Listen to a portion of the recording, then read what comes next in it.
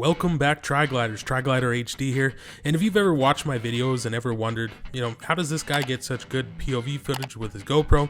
Or if you're interested in starting your own MotoVlog channel, well, today's your lucky day. I'll be sharing that with you and I'll be showing you the best MotoVlogger setup. Let's go.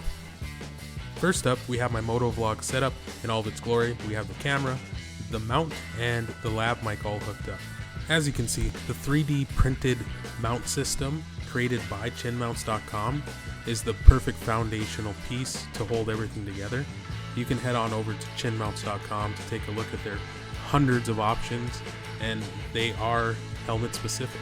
I'm not sponsored, but it'd be a lot cooler if I was. The lav mic setup isn't too crazy. Tuck it in the cheek pad and you're good to go.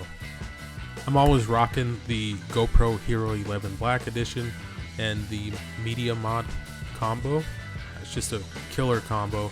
The lav mic plugs right into the Media Mod, and it also has a built-in mic on the front and back, which is helpful. If you'd like to learn more about the Media Mod or any GoPro product or service, just head on over to GoPro.com. Once again, not sponsored. Last but not least, the Polar Pro ND filters. Great for those bright days. And there you have it. The best motovlogging setup for anybody that's interested in starting their own motovlog YouTube channel. Happy riding. See you in the next video.